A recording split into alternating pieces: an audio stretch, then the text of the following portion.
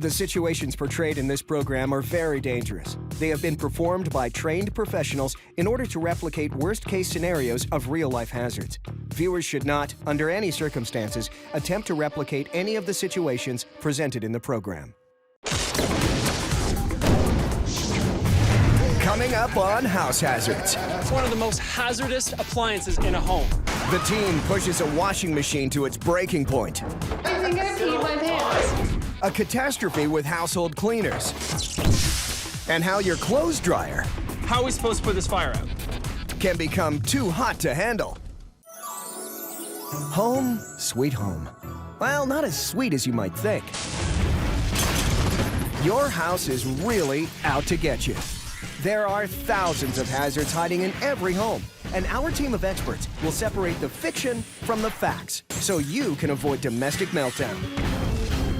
Scientist Francesca will expose the hidden dangers lurking in every home. Engineer Dan will show you how everyday appliances can turn from labor-saving to life-threatening. And special effects expert Brendan will recreate the worst-case scenario.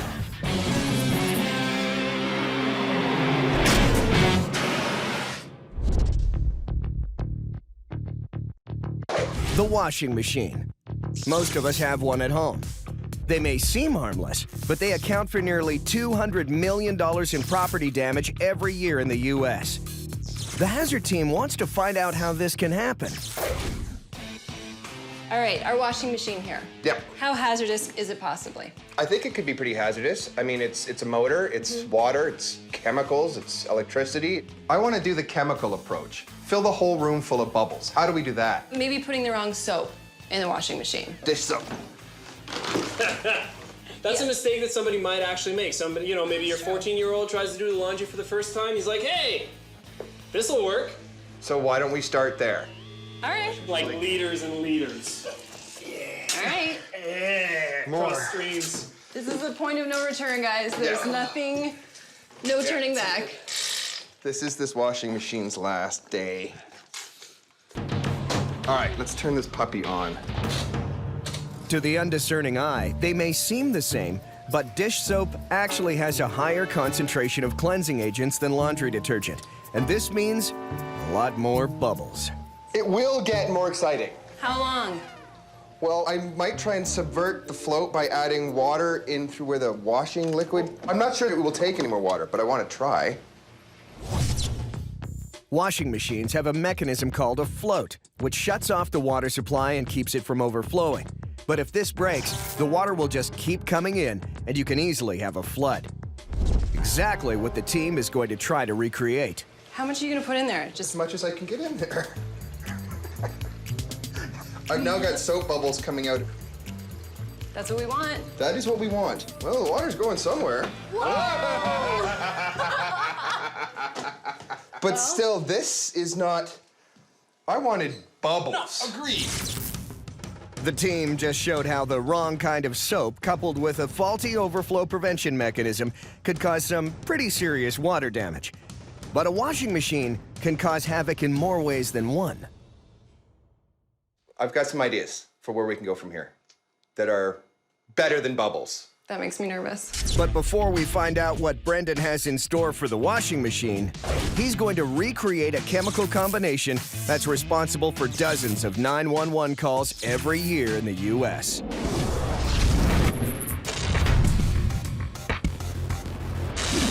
Some of the most hazardous items in a home are located here, under the kitchen sink. Everybody knows that kitchen cleaners can be poisonous, but in the hands of the wrong person and combined in the right way, they can be explosive. Tinfoil.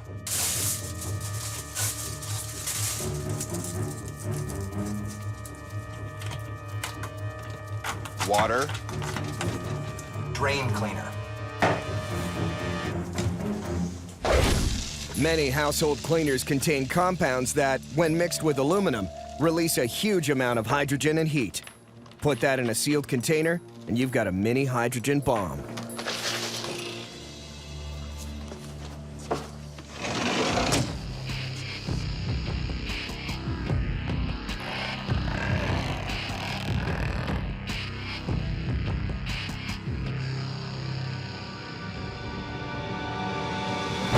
Yes!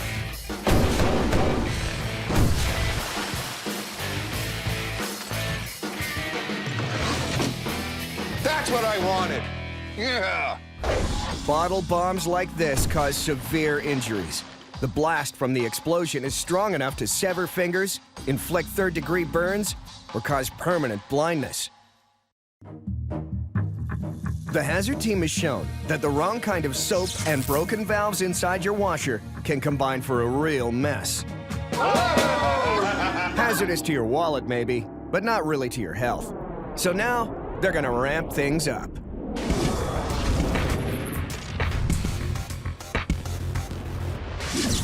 Under the right circumstances, this machine can be dangerous, and I want to show you how.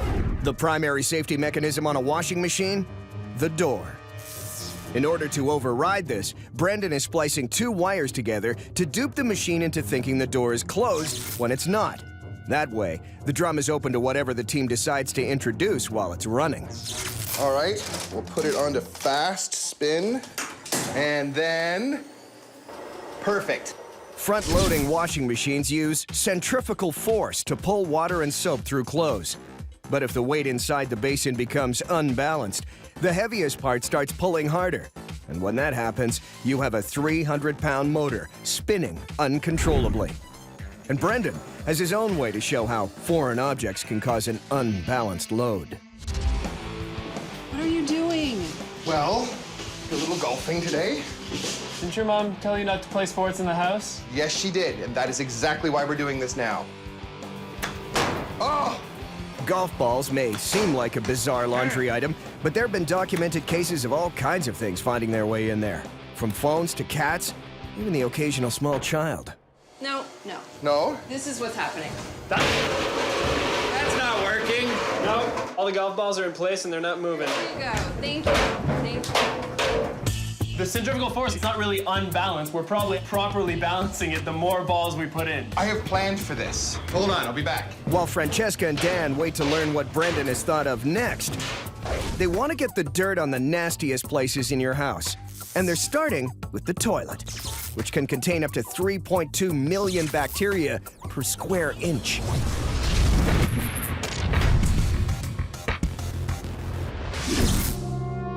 According to the World Toilet Organization, which really exists, the average person uses a toilet 2,500 times a year.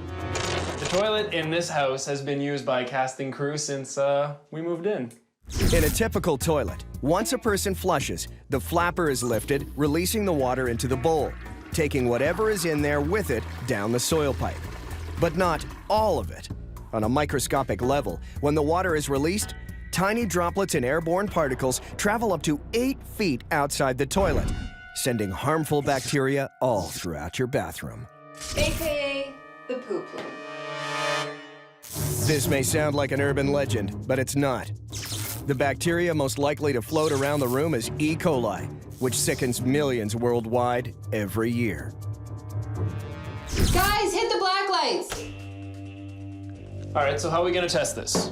I've got some UV ink here that's basically gonna simulate liquid poop.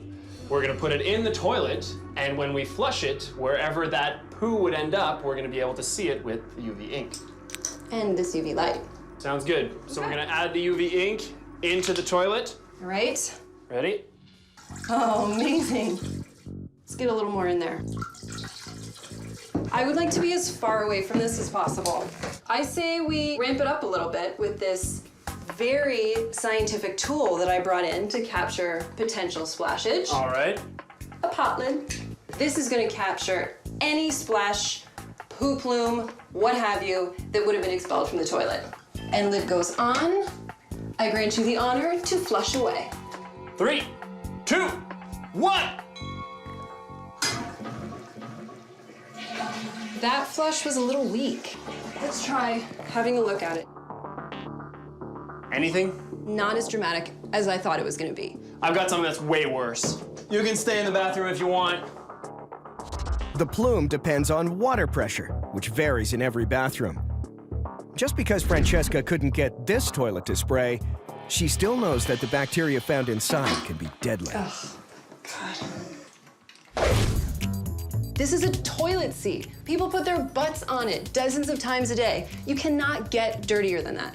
I don't like the idea of people putting their butts on that thing, but you know what? The kitchen sink has to be dirtier than that thing. You're putting kitchen scraps in there, washing uncooked meat in there.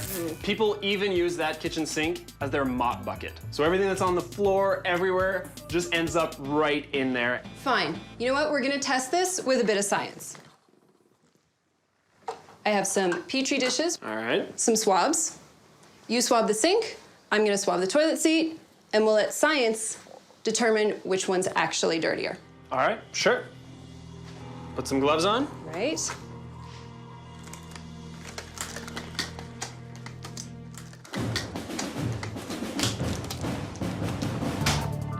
One dish for you, one right. for me. Happy swabbing.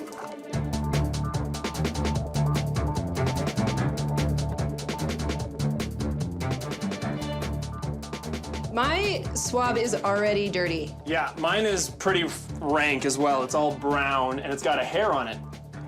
In the bottom of the Petri dish, we've got something called agar. Now that's food for the bacteria. I'm basically putting all the bacteria I found in the sink into this thing, and they're gonna be happy and feasting, and they're gonna bloom.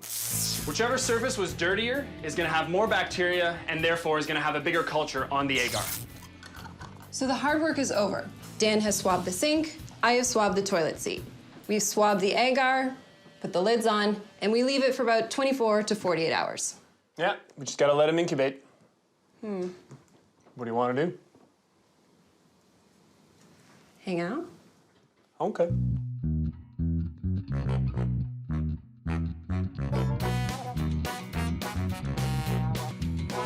Ew. The situations portrayed in this program are very dangerous. They have been performed by trained professionals in order to replicate worst-case scenarios of real-life hazards.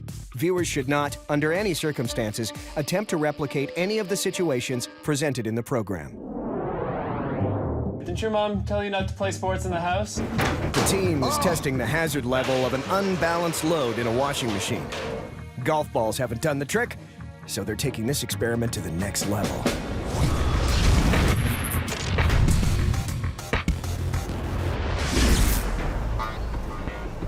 That's not working. I need to introduce something else, like a brick. Should we back up? Fine. There we go. Oh my God. Seems to be compensating. They're just two little ones. Put a big one.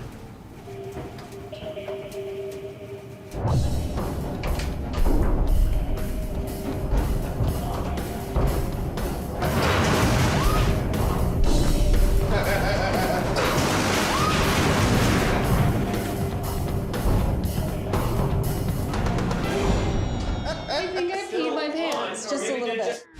Okay, so that was horrifying. When it stopped, you saw it jumped 6 inches into the air and leapt sideways.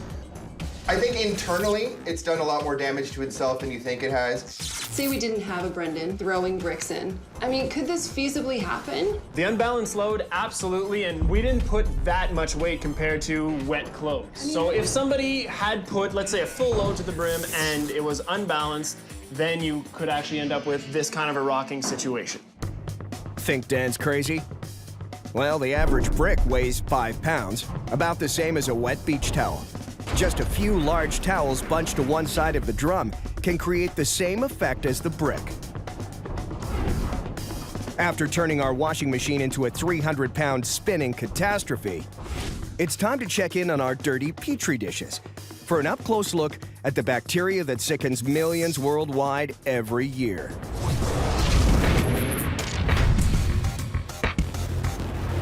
We're trying to determine which is worse when it comes to bacteria, the toilet or the kitchen sink.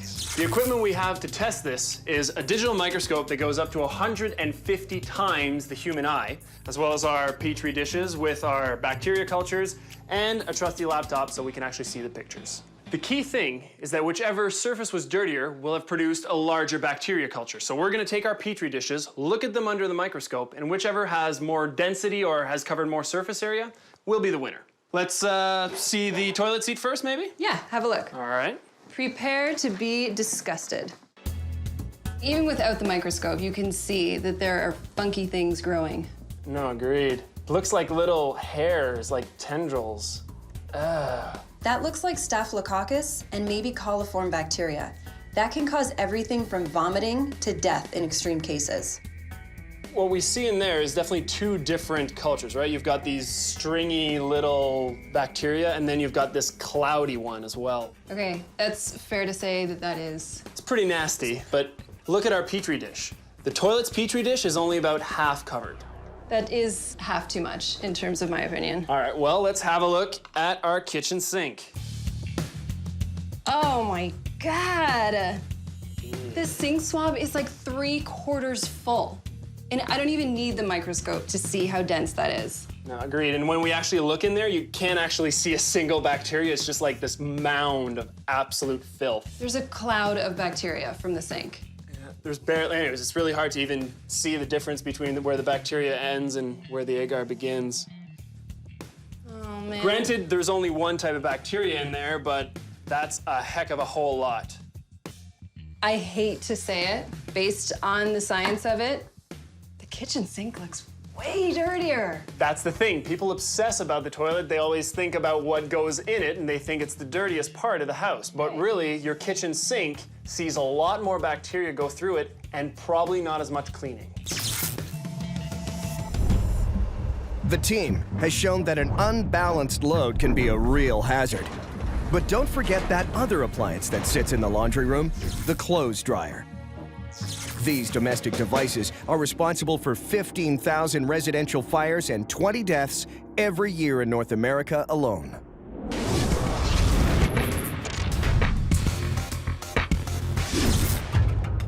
Dryers are one of the most hazardous appliances in a home. The hazard crew is bringing one out to the patio right now, and I'm gonna go make a dryer fire. Clothes dryers use a thermostat to keep the inside air temperature below 120 degrees Celsius. If this fails, there's a real danger of fire. Now, I've disabled 2 of the thermostats already, but the third one I took out of the housing, and I'm leaving it outside so that it doesn't know how hot it's actually getting. Now, lint is the main ingredient in a dryer fire. Now, I'm stuffing it back here onto the heating coils to simulate what would happen when a really, really dirty laundry room or an improperly cleaned lint trap would accumulate lint on the actual heating elements.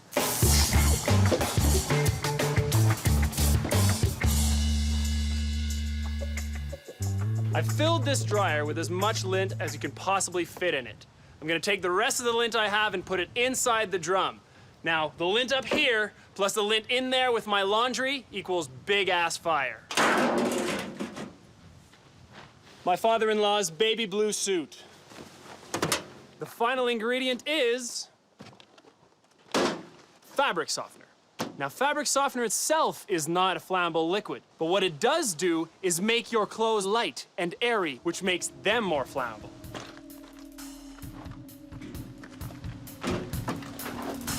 Here we go!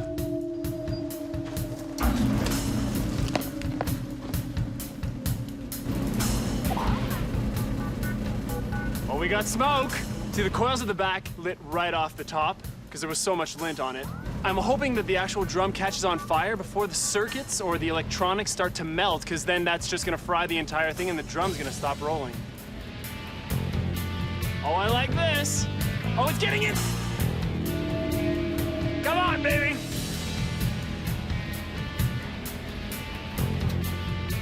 And there we go. The circuit board just got fried, or maybe one of the wires melted, it shorted. All right, guys, let's get in there and make sure that it's out. If you look back here, we can see that the parts that were closest to where the fire was have been completely fried. All these wires have melted together. We probably ended up with a short, which is why our drum isn't moving anymore. You can easily see how a fire like the one I just started could spread through your home and turn it quickly to ash.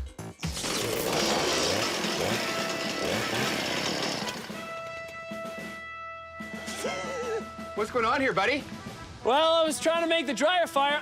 It wasn't really as spectacular as I'd hoped. You want a big fire? You know what? I want a big fire. Be right there.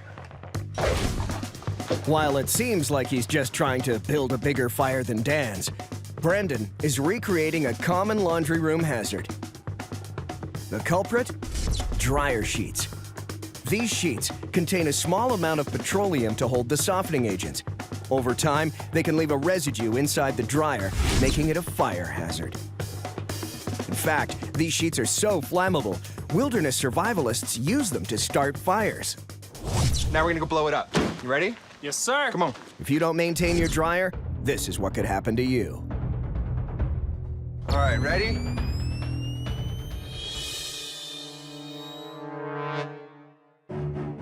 Rock and roll. All right, ready?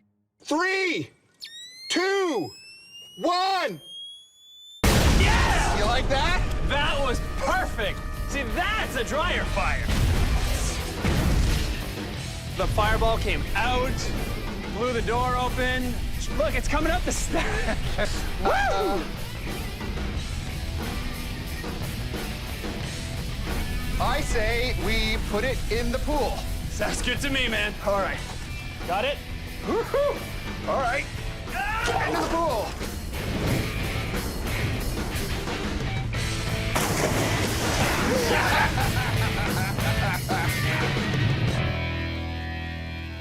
That was a dryer fire. Now it's a pool dryer. Next time you call me first. Yeah.